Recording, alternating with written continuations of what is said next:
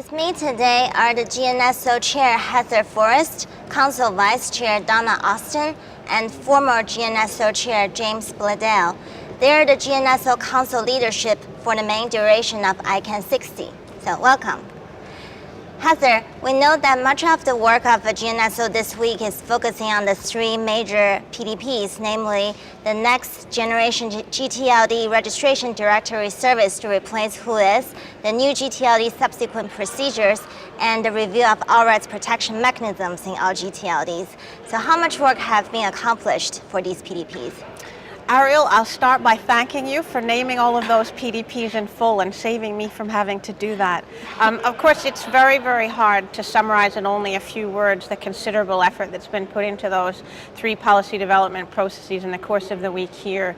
But I'll do my best and give a highlight, and I think you'll see that there are some themes, some common themes that come through. In terms of registration directory services, what we tend to refer to as RDS, what we're seeing there is that the group has spent some time this week understanding a number of use cases, and they're doing that with a view towards having a better understanding of purpose of RDS, and I think that would be very useful to them.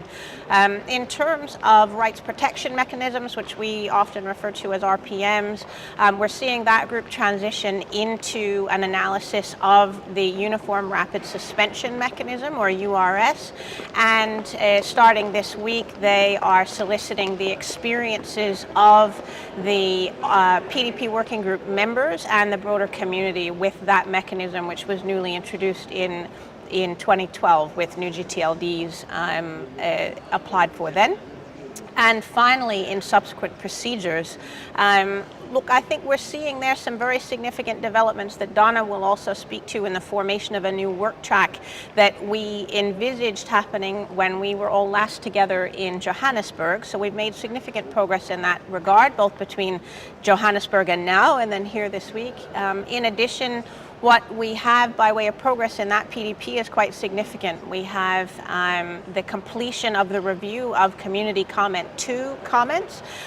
We have that group shifting into drafting its preliminary report, which is quite a significant task.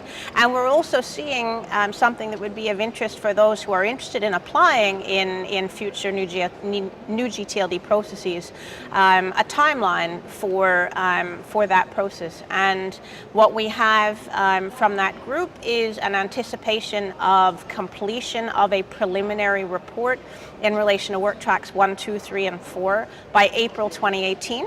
That would go out to public comment, with public comment envisaged to end around the 1st of June 2018, and then that process would continue for work track 5. And with that, I think we can speak a bit more about work track 5 and what that is. Thank you very much, Heather, for that overview. So, Donna, we know the Work Track 5 is focused on the geographic top-level domains, and to encourage cross-community involvement, there's this shared leadership model among the ALAC, the CCNSO, the GAC, and the GNSO, and also a call for volunteers was sent out before ICANN60.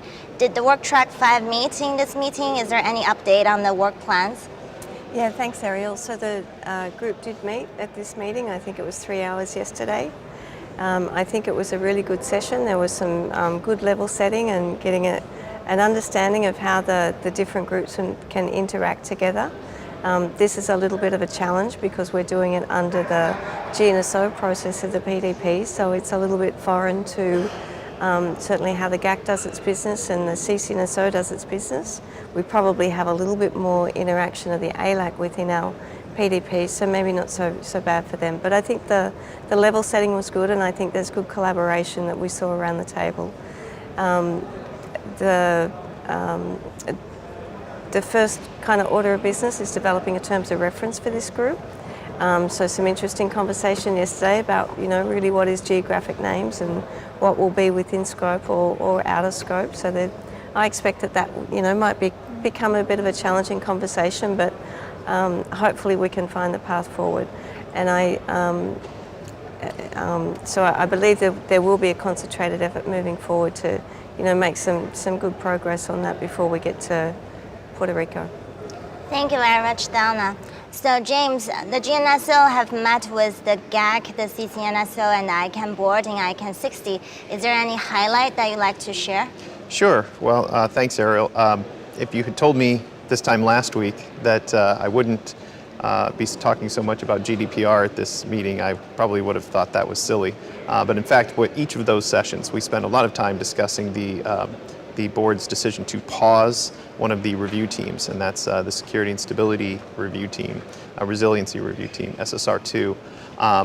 The more we talked to folks, the more we started to hear different perspectives that this perhaps review team is off course and needed to be gotten back on track, or that the board has perhaps inappropriately intervened in an accountability mechanism, a fundamental accountability mechanism, and it's possible that both of those narratives are true. We're trying to figure that out and work through that with the community. I think that's going to fall to Heather and to Donna to work with the chairs of the other SOs and ACs to get that work restarted as quickly as possible. And of course, in addition to my last meeting as chair, it was also an opportunity for us to say goodbye to Dr. Crocker, who is stepping down from the board, and to thank him for his service as well. Thank you very much, James. So looking beyond ICANN60, before ICANN61, what do each of you think would be the top priorities for the GNSO? So how about James, you start? Thanks. So one of the PDPs, the IGO Access to Curative Rights Mechanisms, is scheduled to issue its final report and final recommendations between the conclusion of this meeting and ICANN61 in Puerto Rico. And we suspect that those recommendations will, some of them I think are going to generate a lot of discussion in Puerto Rico. And I think that it's good to see that lengthy process, including work with several outside legal experts, is coming to a conclusion.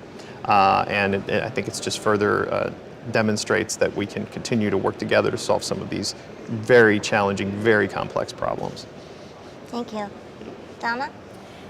So moving into January of next year, the Council will have what we believe is the first in the form of a strategic planning session. So we will be talking to the Council during the wrap-up session later this afternoon, just to scope out what those 3 days will look like. So Heather and I have done some preliminary work on the agenda and it's a strong focus on making sure that the Council understands what its roles and responsibilities are, and to do that as a Council and to have a common understanding. James has highlighted the challenges with the SSR2 this week, and some of the confusion is around process. So we want to make sure we're on the front foot in terms of the new bylaws, empower community, and what our roles and responsibilities are, and make sure that we understand that going in, rather than having to make up a process on the fly in the event that something comes up. So the planning session will be largely around understanding our roles and responsibilities, and also developing a bit of a timeline for the next 12 months and what our priorities are and how we're going to tackle those as a Council. Thank you. Heather?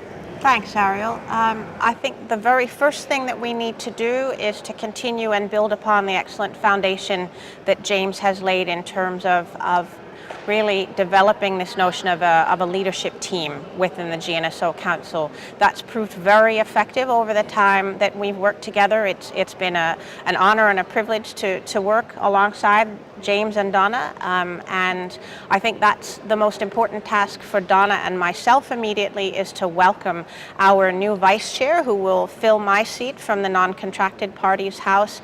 That's Rafiq Damak from the non-commercial stakeholders group. So Donna and I have already begun working with Rafiq and our fabulous support staff to develop new working methods and ensure that we work coherently and consistently well together as a team for the benefit of Council as a whole. So I think that's our first objective. Thank you very much for speaking with us today. So safe travels and see you in 2018. Thanks, Thank you. Ariel. Thanks, Thank you. Ariel.